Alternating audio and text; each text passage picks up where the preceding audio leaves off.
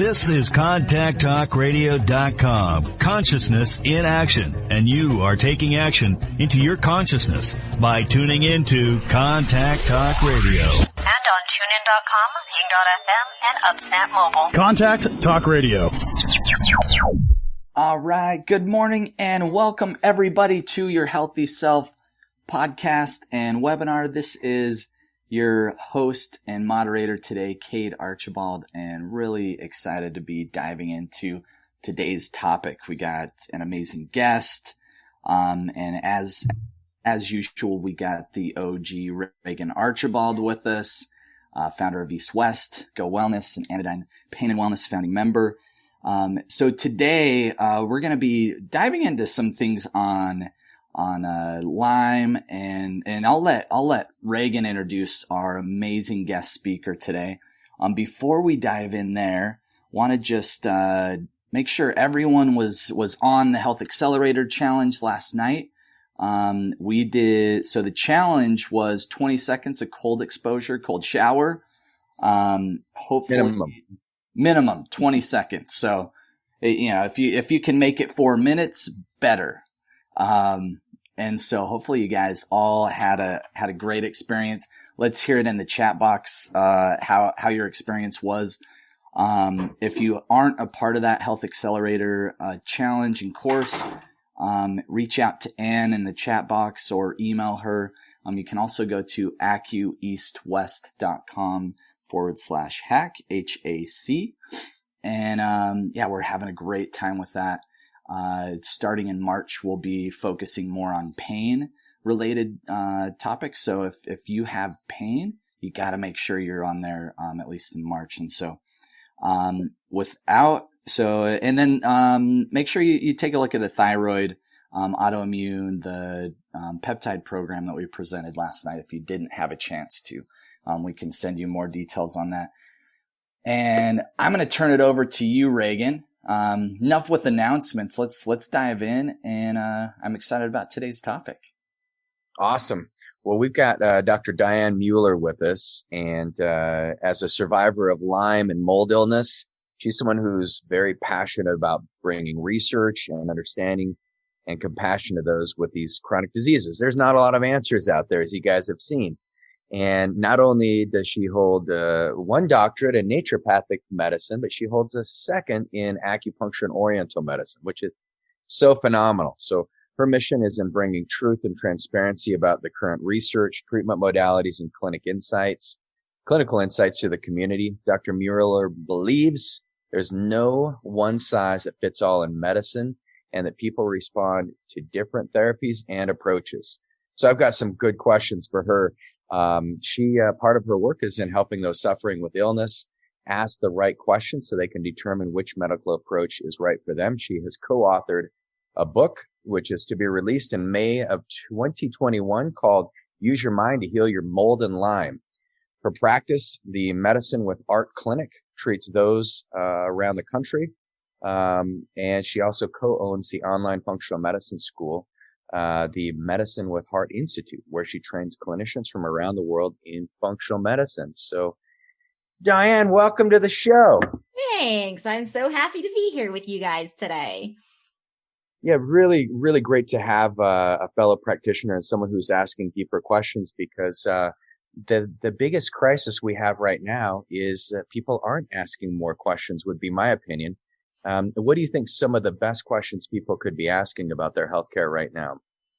Well, I think the number one question really is, what is the reason? The thing I try to really coach our clients on is we get so excited, in medicine, especially when people have been sick for so long. It's so easy to get excited about like the answer, the diagnosis, whether it's fibro or Lyme or headaches or PMS, whatever it is.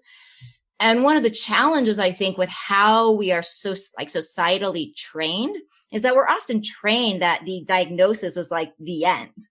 And, right. You and I know that the diagnosis is actually in many ways the beginning, because that's where we get to say, okay, now we can go further and ask why.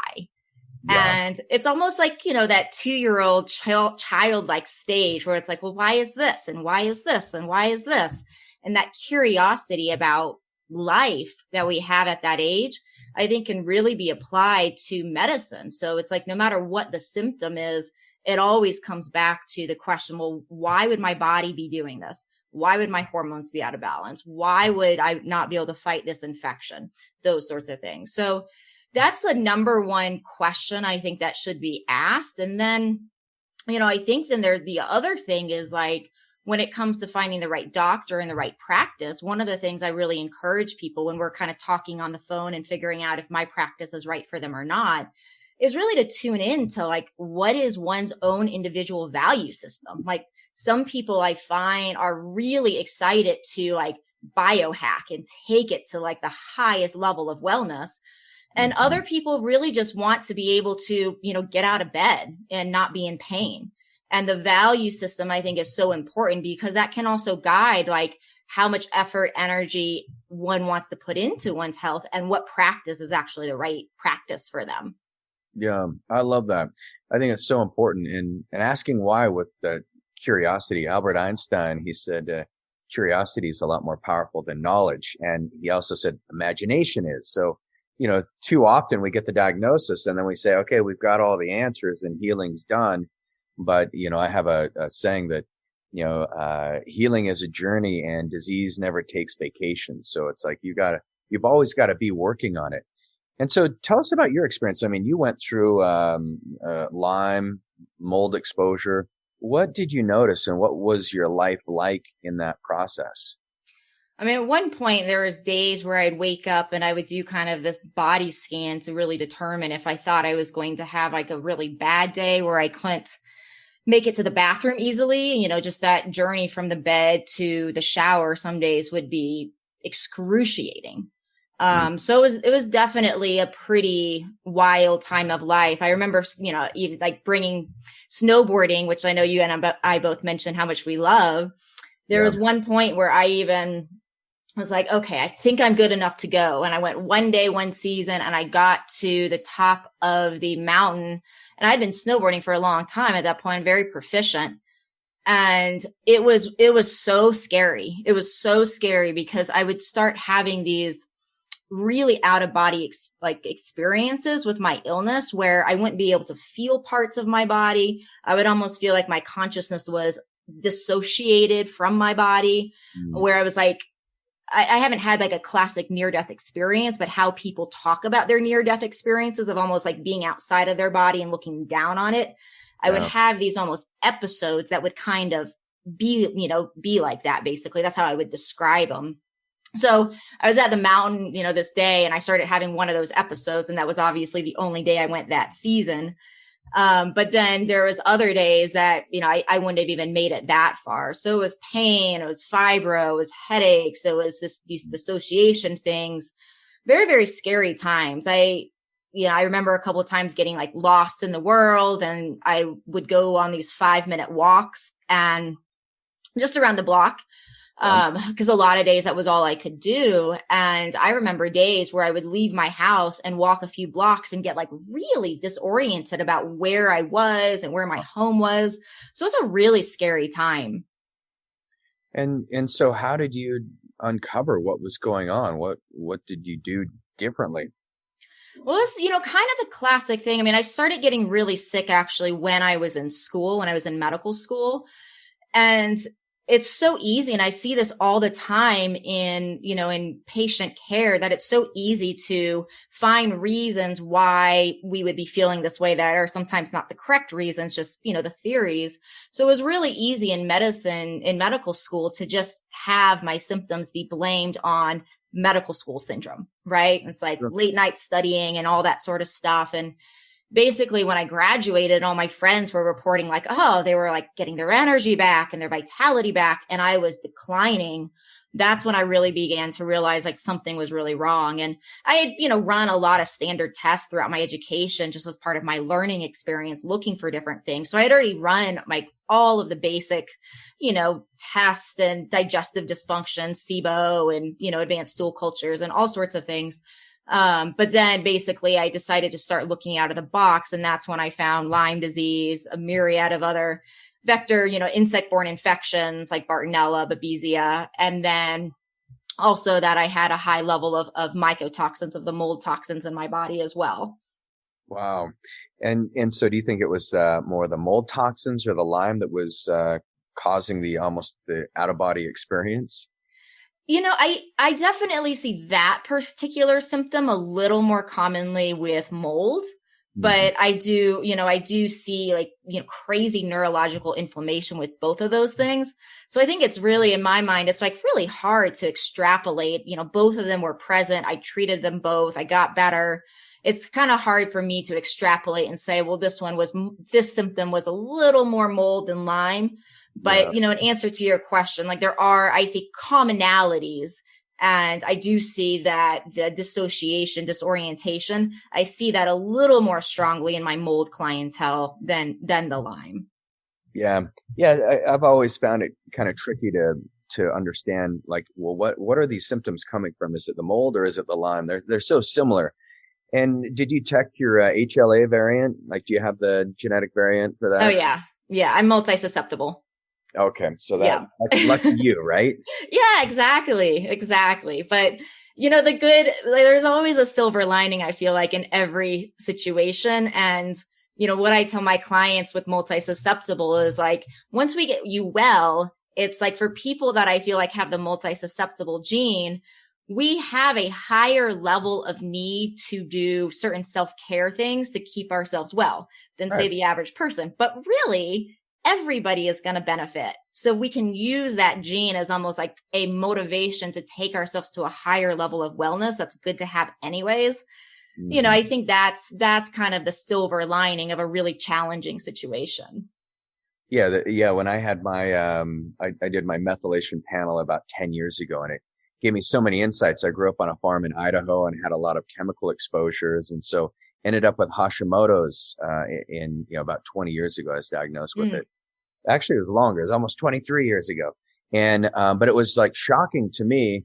I didn't know why. And then when I ran my genes, I was like, oh yeah, I look like a X-Man. I got variants all over the place, or mutations, if you're using the X-Men analogy. So, and my Japanese teacher used to say the best way you can, learn how to be a healer is first heal yourself. And so she'd say every time you get sick, it's an amazing gift that God has given you so that you can go and share your knowledge with other people. And that's exactly what you've done. So you're kind of the low of the low, and you're getting lost basically out lost in the world, as you called it. And so kind of take us where you finally ran some tests and you started digging in deeper, but didn't you ever feel like giving up? I mean, you got all these great doctors around you and all these people who should be able to help you, but did you not get skeptical of the system at that stage when no one had answers for you yet? Oh yeah. At one point I was having these fantasies of like finding some sort of very low cost, like island, someplace around the world, and basically like renting some sort of hut. Cause I kind of thought I was dying. So it was like, maybe I'll just go, I'll get a guitar, I'll get a hut, and I'll just, play guitar and learn how to play guitar and wait till I die. So that's kind of where my mind was going at one point. But then, I also had a internal belief around the ability of the body to heal from really challenging situations. And I think that, coupled with my love of science and, the nerdiness in me around like, I want to get to the science answers. That I think was a huge part of what drove me not to find that deserted island. Yeah. Well, good. And I mean, what you've done is you're able to find some answers and actually share it with other people. So what was that transition moment? What did you do to actually start reclaiming your health? Because you were just snowboarding yesterday. This morning, you moved, 2 feet of snow, out. She's in the mountains, outside of Denver.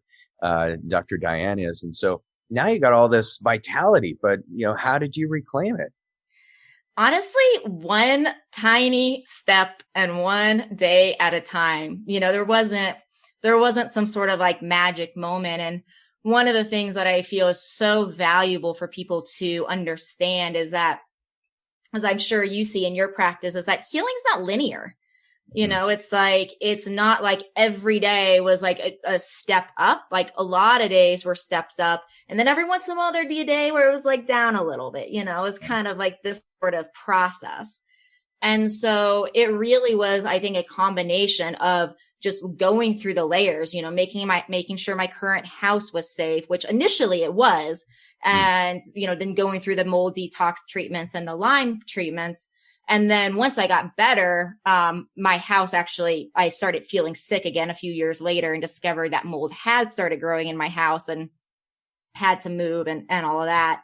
But it really was just one step at a time. And a lot for me too was like really working with my mindset, because, you know, especially on those days where it was like, oh, like up, up, up. And then like the down day where there was just like some sort of mini backslide, and it could feel mentally like everything was crashing down. Like I was backsliding into exactly where I was. So it was really important for me to, you know, work on my mind, have my, you know, meditation type of practice, and really work on keeping my thoughts calm and really working with stress resiliency, which was not easy at all. But I think that was a huge part of it.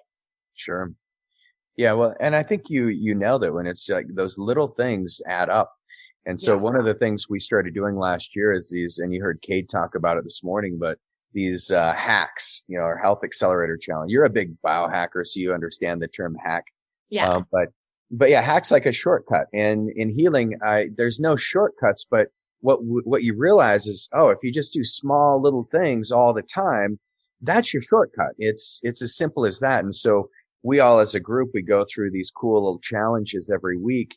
And the challenge before this one was, 20 seconds of cold exposure, like shower, go roll in the snow, getting Cade's ice plunge.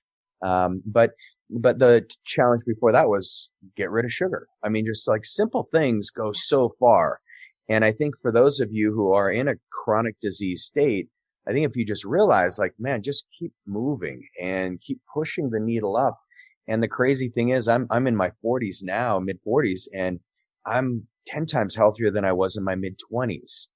And so it's like, wow, I never imagined I'd feel this good. I'd be this strong. I mean, I'm lifting weights with my son this morning. He's like, gee, you're lifting a lot today. I'm like, yeah, I feel it. I'm feeling good. So, I mean, these are great things. So there's some motivation you're giving to everybody. And so how do you keep it? Like, you know, now you've got some of your health back. I mean, obviously if you're exposed to mold, that's like kryptonite for you. Mm-hmm. And so maybe we can talk about some of the hidden areas of mold. I think it would be really important for our audience to give them some value of like, okay, watch out for these foods, you know, watch out anything processed, peanuts. We can talk about all those things where you can get mold exposure, and as well as the house. And then maybe we can also talk about some strategies of understanding if you may have Lyme exposure, because it's not just on the East Coast anymore, folks. It's right here in Denver. It's right here in Utah. I mean, we got it right here in the beautiful Rocky Mountains. But so tell me, what do you do to keep yourself healthy right now? I mean, I think what you said around these tiny little things and that they all add up it's so valuable. It's so valuable. I completely agree, because it's, you know, just like with healing from disease, there's not one magical thing I'm doing, but I wake up and I have a very particular morning routine. I start my day with a very short, but significant meditation where I'm just looking at, and I'm just going into a peaceful state, and I'm really watching my thoughts. You know, like this morning, the first thought I had when I woke up was like, oh gosh, the snow. Like, I don't want to get out of bed and go plow the 2 feet off of snow off my driveway right now. So then it's like, boom, catching that thought and taking a moment to bring that into meditation to say, okay, how can I actually reorient my mind around what my day is so that I'm not bringing that first thought into the day? And so that's really what I'm doing. Like, very first thing is just checking in on my internal mindset.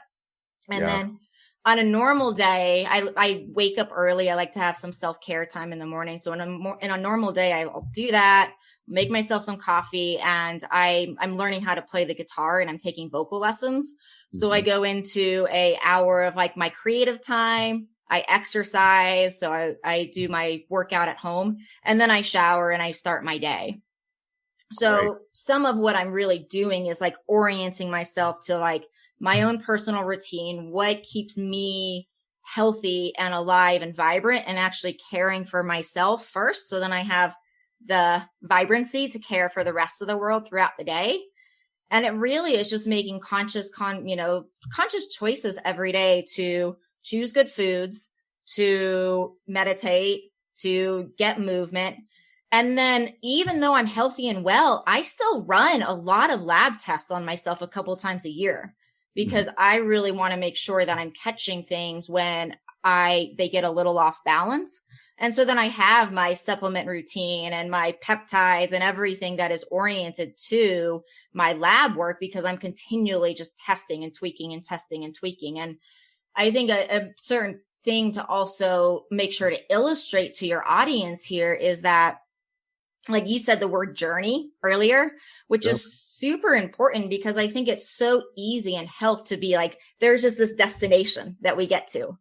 Right. And it's something health is something we attend to our entire life if we're going to maintain it. So I don't get a certificate that says, Reagan, you're now healthy. You can forget about it and go about your life. Yeah, exactly. No graduation day. Is that what you're telling me? Yeah. Yeah, we're on the same page. So what are you taking? So I love your morning routine, by the way. It's cool you put some art into it. Yeah. I've always wished I spent a little more time playing guitar, and my mom had me in piano, and I couldn't wait to get done with those lessons. Like my ADD was just too out of control as a kid. I just wanted to get outside. But man, that's such a creative outlet. I'm really happy for you on that. But what are some of the things you're taking? I mean, and peptides, I mean, I'm always curious of what people are stacking in their peptides. Yeah. So peptide wise, I'm doing a few different things. I did. And this is what I'm about to say, I think is really useful for the Lyme and mold community, because there's so much pain this summer. And this is another example of how far I came. My husband, Dr. Miles, and I decided to build a gazebo in our backyard.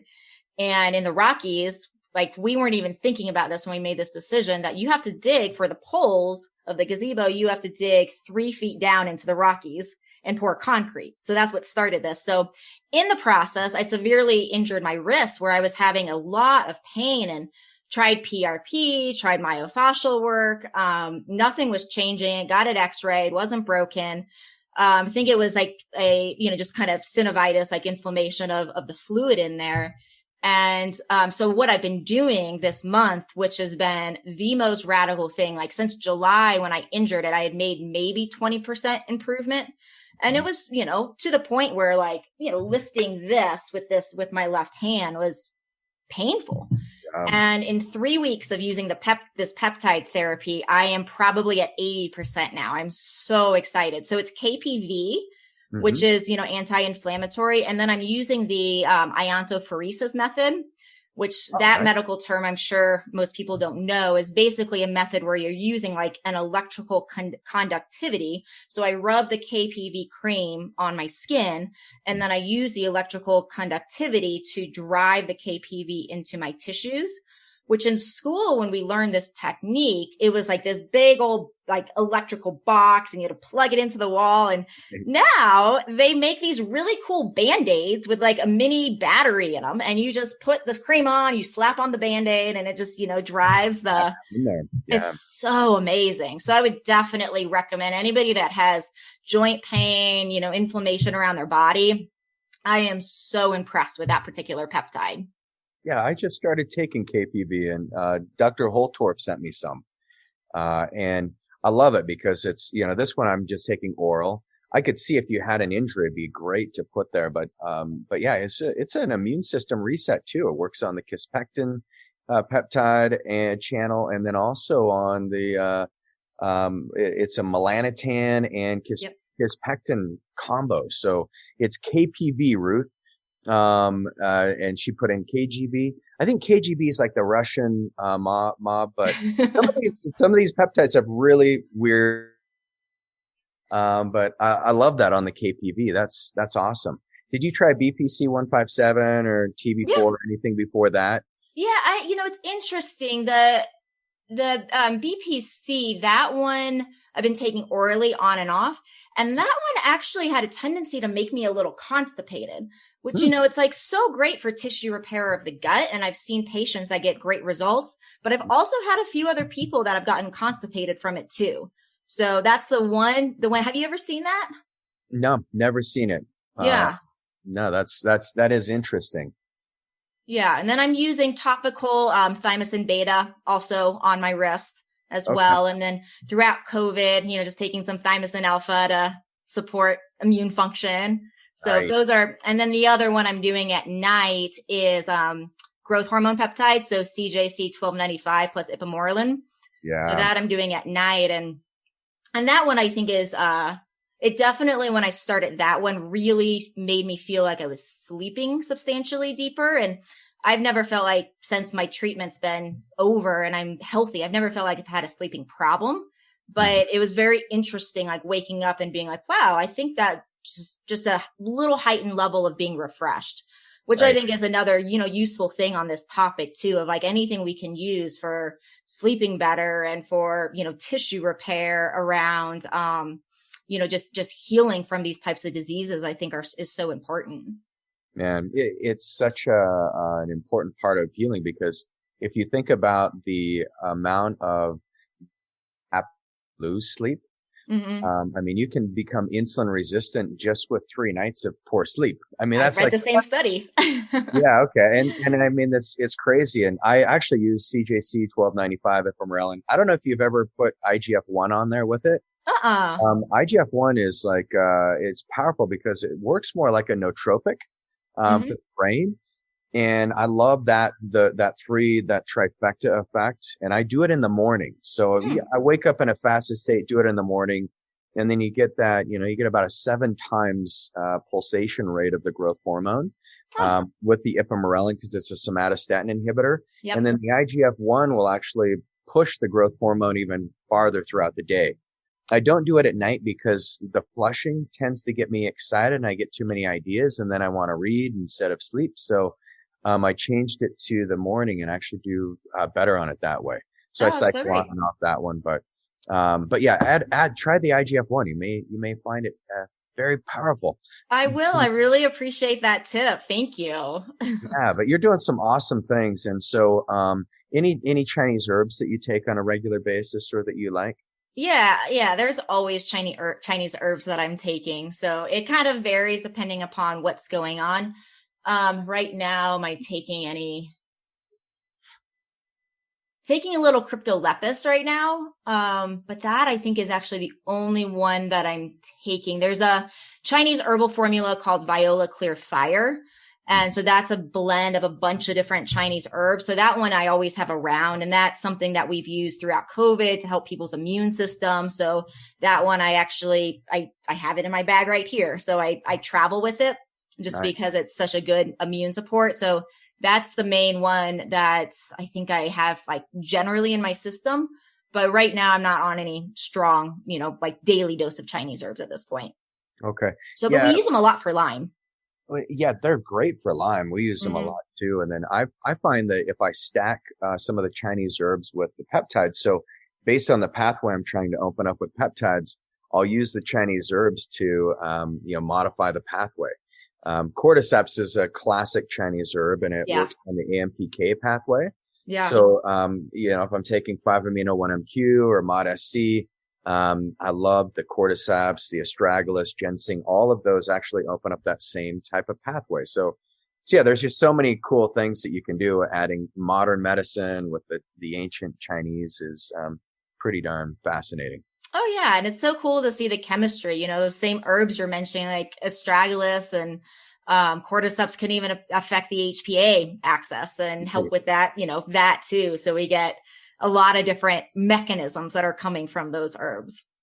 Yeah. Cause we'll use epitalin to reset the HPA axis because it works right on the pineal gland. Yeah. And then those 3 herbs, I'll have to try that combination with some of my patients. I think it's brilliant.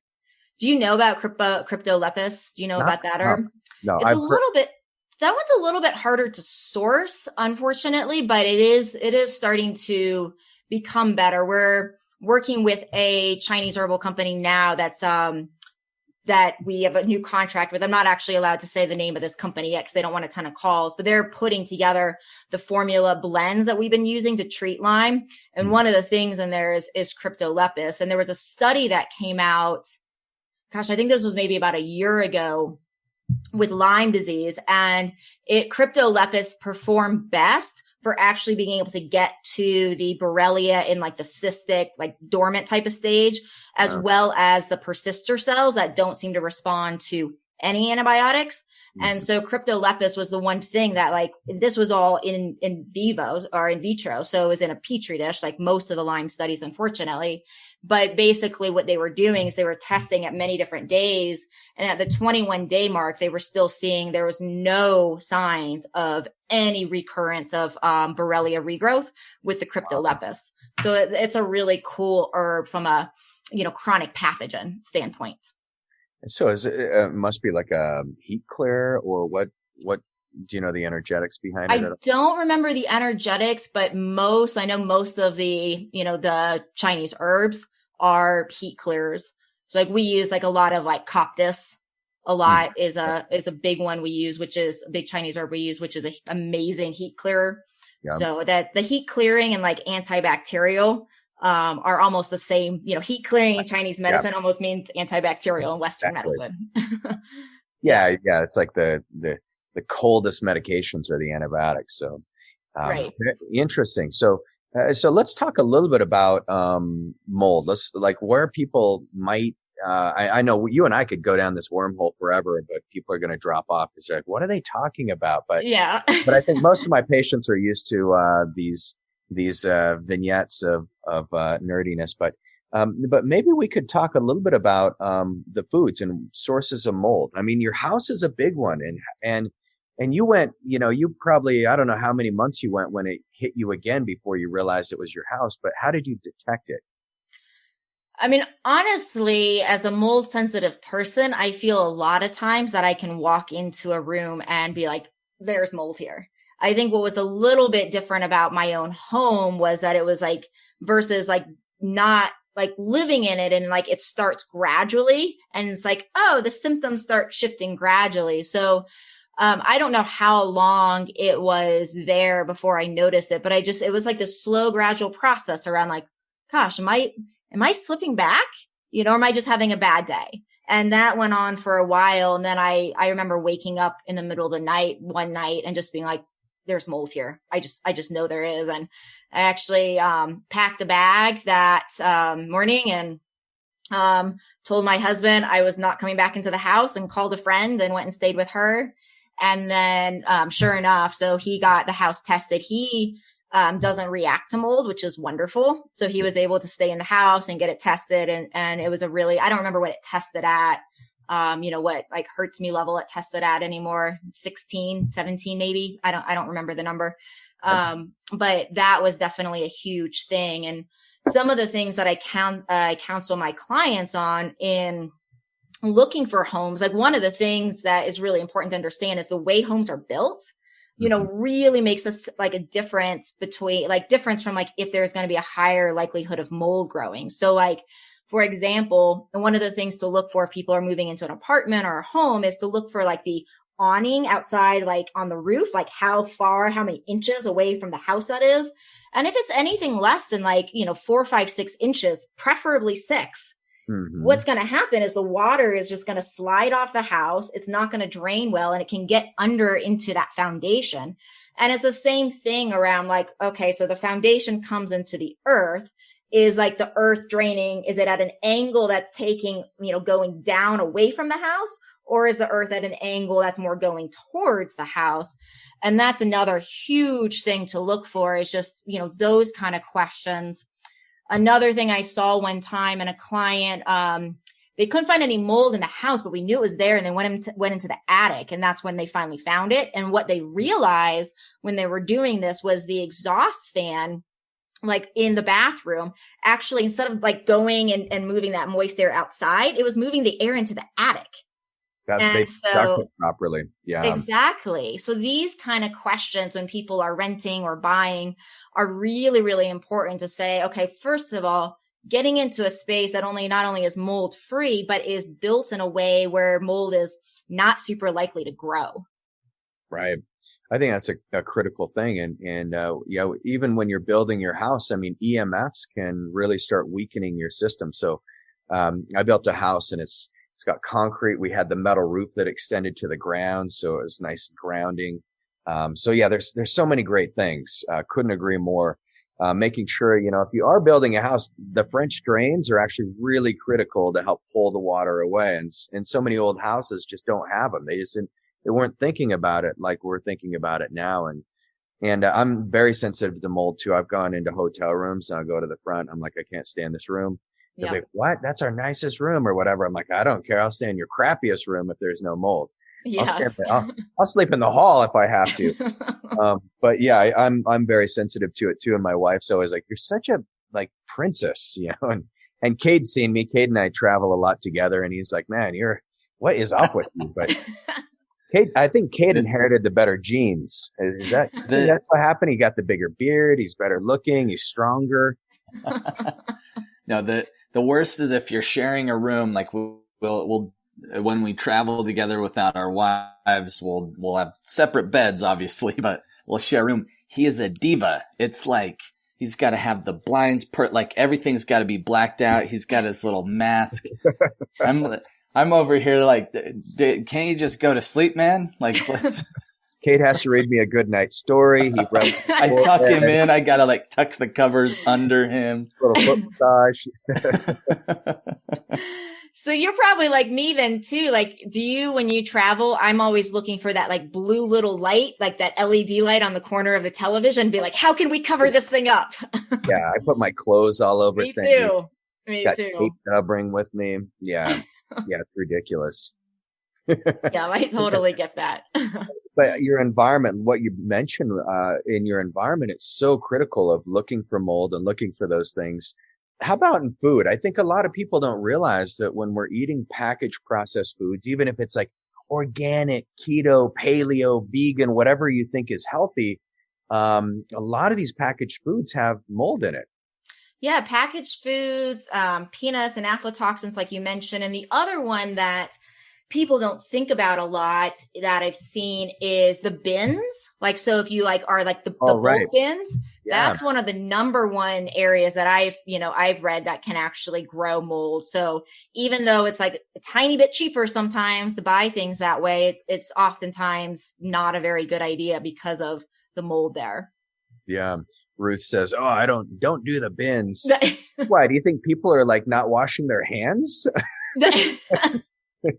All right. And Cheryl is asking, could you list the specific symptoms again and symptoms of mold exposure, mold toxicity? So do you mind mentioning some of those? Yeah. I mean, one of the most common things, and of course, everybody, just to kind of prequel this part, everybody's going to be different. So, what I say, if you hear only some of them that you have and others, this list is a general list, but one of the most common things that I see in just about everybody is some sort of pain, whether it's headaches or migraines or joint pain, fibro pain, but pain is probably the number one thing I see.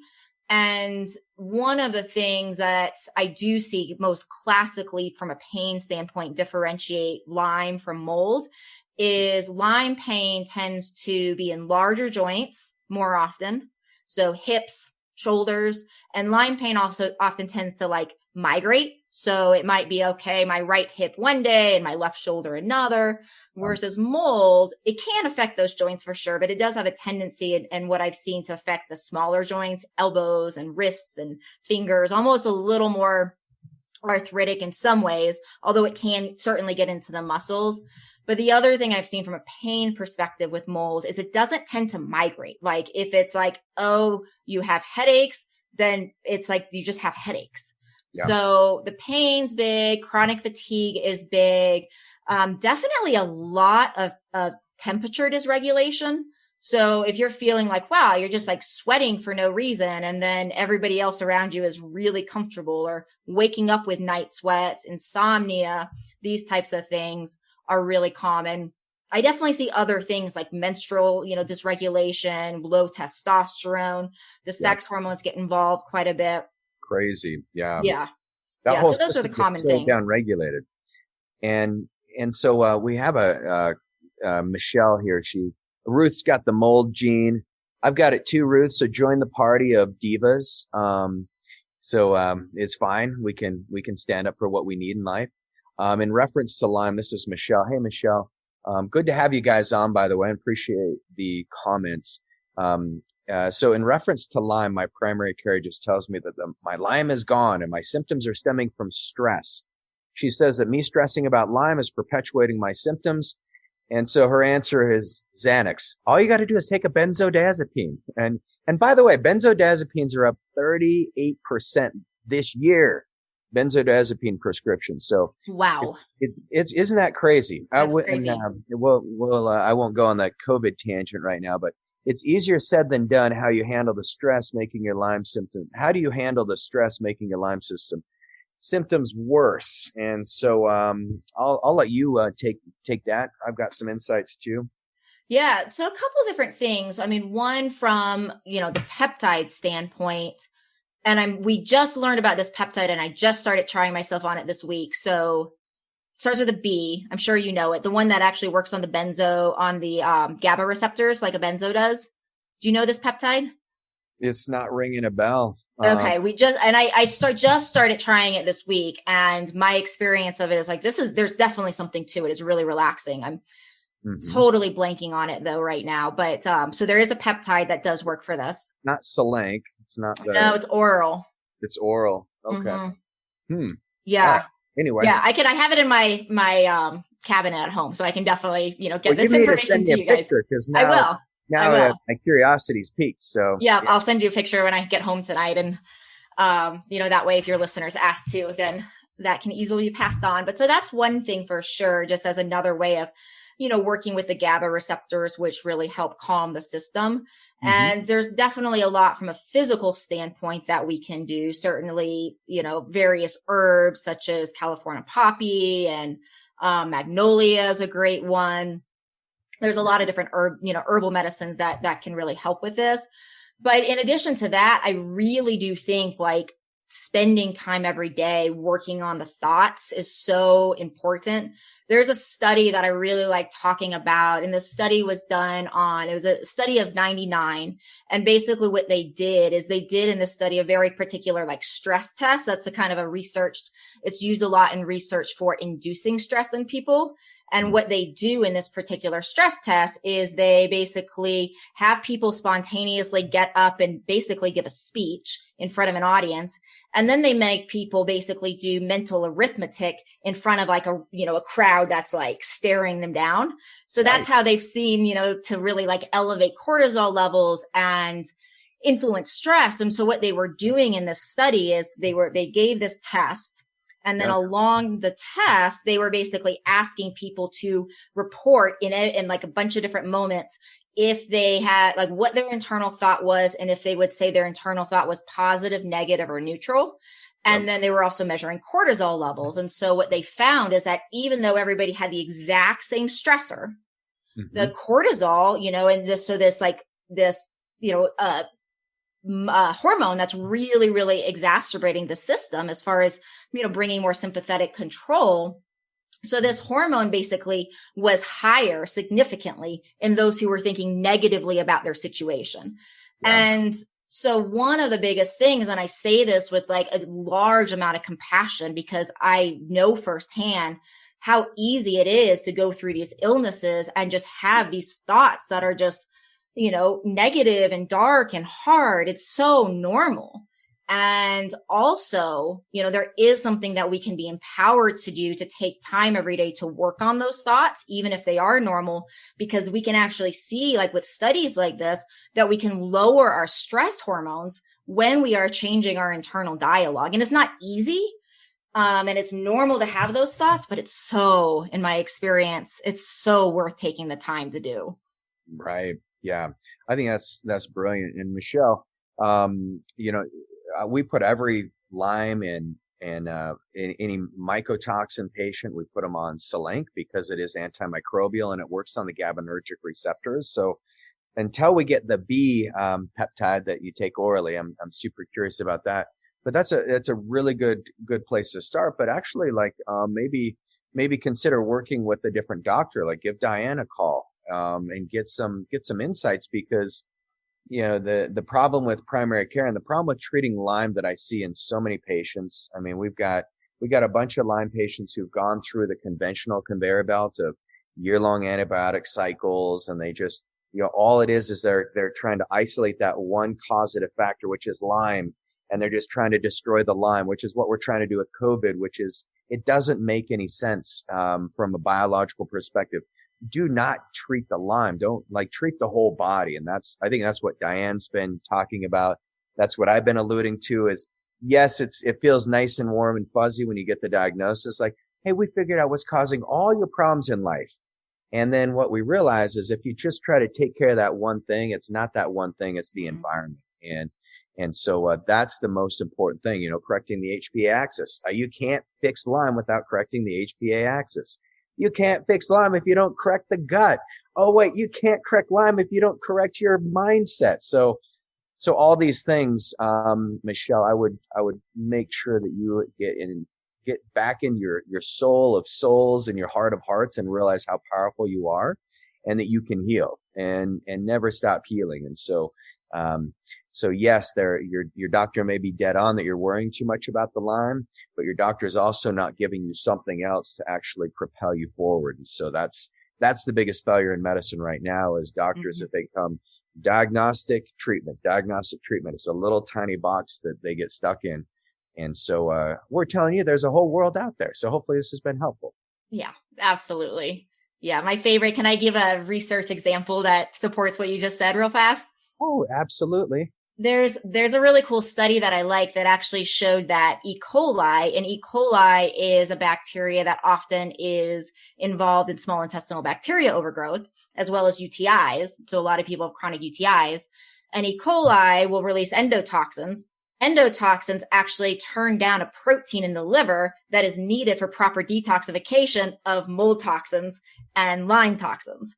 So it's like there's this direct link, right? Where it's like somebody has SIBO or chronic UTIs or, just an E. coli overgrowth in their large intestine. And all of a sudden their liver can't detox mold and Lyme.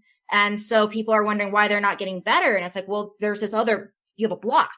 And that's why what you're saying is so important. Is that the cytochrome P450? Is that what it's the pathway it's impacting? No, it's called the MRP2 protein. And the job of the MRP2 protein, it's just a transport protein that connects the liver to the bile tubes, the bile canaliculi. And so basically we have the toxin, it flows through the bile tubes into our gut and then out the gut. And so that transfer of the liver, that protein connecting the liver to the bile that's what's actually blocked. Got it. Oh, that's fascinating. Yeah, very cool. Yeah. And so once again, looking at the whole picture is so critical. And I really appreciate the work you've been doing. And you've got a new book that it's not out yet. It's out in May. Yes. And so tell us a little bit about that, because that's one of the things that people can do if they want to stay in touch with you and get a little more insights on your thinking. I look at books as reading someone else's thoughts, which is kind of, which is really cool. So maybe you could talk about that and how people can get in touch with you. Thanks. Yeah, I'd love to share. So the book is, in a lot of ways, like a lot of our conversation today is really illustrated in the book. So it's really looking and saying, okay, well, how do we approach Lyme and mold from a more whole body perspective? So there's a lot of research in there, illustrating examples like I would, just shared around like, okay, E. coli prevents mold, from actually leaving the body. Yep. So it's very whole body oriented. And then also from a mindset, really looking at how do people actually start that feel like most people do? Like I can't get a hold of my thoughts and I can't meditate and it's so hard. So the idea of this book is really, it's kind of a survivor's guide in many ways, where it's like, how do I start getting control of my thoughts from like level 1? If I can't meditate, if I can't do any of this. And so it walks people from a mindset through a lot of supportive care exercises, these sorts of things. And then it's also really done in a way where, like, I find a lot of my Lyme and mold community really love the science. And then there's other people that I find are like, I can't even process it. Just tell me what to do, that sort of thing.